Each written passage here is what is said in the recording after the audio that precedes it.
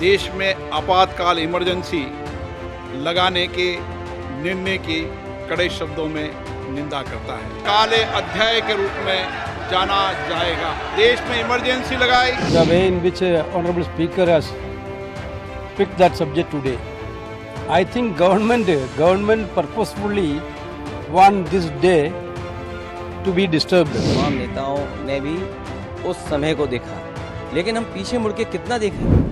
संसद सत्र के तीसरे दिन राहुल गांधी बतौर नेता प्रतिपक्ष सदन में पहुंचे थे तो शायद पिछले दिन की कड़वाहट दूर करने की मंशा लेकर आए थे। समूचे विपक्ष का रवैया भी कुछ ऐसा ही नजर आ रहा था और हुआ भी कुछ ऐसा ही। कांग्रेस ने स्पीकर पद का उम्मीदवार जरूर उतारा था, लेकिन डिवीजन नहीं मांगा और ओम बिरला स्पीकर चुन लिए गए। सुनिए जयराम रमेश क्या बता रहे हैं। मैं आपको औपचारिक तौर से कह रहा हूं, हमने डिवीजन नहीं मांगा क्योंकि हमने उचित समझा कि पहले दिन एक आम सहमति बने, एक आम सहमति का माहौल बने। एक रचनात्मक कदम था हमारा। ओम बिरला के स्पीकर चुने जाने के बाद राहुल गांधी और समूचे विपक्ष ने भी जिस तरह स्वागत और सम्मान में गर्मजोशी दिखाई थी, उससे उम्मीद यही जताई जा रही थी कि 18वीं लोकसभा में सदन में सकारात्मक काम होगा। विपक्ष की तरफ से राहुल और अखिलेश ने अपनी उम्मीदें और आकांक्षाएं भी स्पीकर को बता दी थी। Speaker sir, the question is not how efficiently the house is run. The question is how much of India's voice is being allowed to be heard in this house. हम सबकी आपसे अपेक्षा है कि किसी भी जनप्रतिनिधि की आवाज दबाई न जाए और न ही निष्कासन जैसी कार्रवाई दोबारा सदन की गरिमा को ठेस पहुंचाएं। आपका अंकुश विपक्ष पे तो रहता ही है, लेकिन आपका अंकुश सत्ता पक्ष पे भी रहे। सबसे मुस्कुराकर मिलने और सबको सुनने के बाद जब पहले ही दिन लोकसभा में बोलने की बारी आई तो 18वीं लोकसभा के स्पीकर महोदय की जुबान पर इमरजेंसी का जिक्र आया, इंदिरा गांधी का नाम आया। ये सदन 1975 में देश में आपातकाल इमरजेंसी लगाने के निर्णय की कड़े शब्दों में निंदा करता है। भारत के इतिहास में 25 जून 1975 के उस दिन को हम हमेशा काले अध्याय के रूप में जाना जाएगा।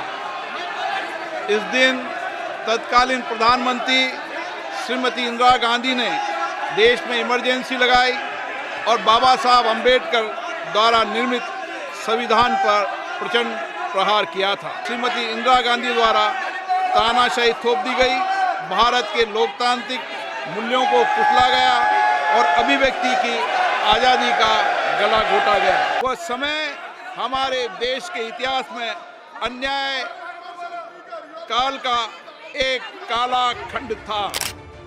लोकसभा में ओम बिरला इमरजेंसी पर जितनी देर तक बोलते रहे, विपक्षी सांसद हंगामा और शोर शराबा करते रहे। संसद के बाहर आने के बाद भी तमाम विपक्षी नेताओं ने एक सुर से इसे गलत बताया। अच्छा एटमॉस्फेयर था उधर।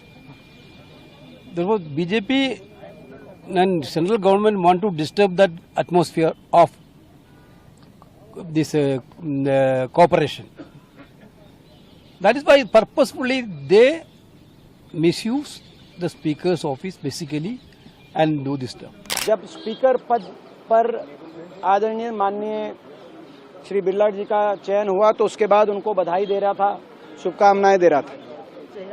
वहीं दूसरी ओर इस चुनाव के तुरंत बाद सरकार ने स्पीकर के पीठ के माध्यम से एक ऐसी बात कहलवाई जिसमें राजनीति देश की हाउस के अंदर का बिगुल माननीय अध्यक्ष पद के मुख से सरकार ने बदलवाने का काम किया।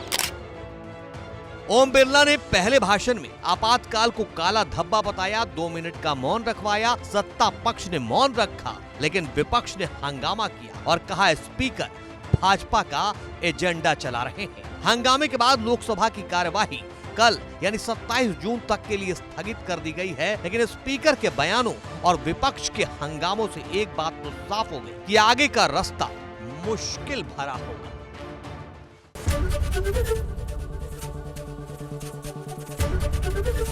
एबीपी गंगा, खबर आपकी, जुबान आपकी।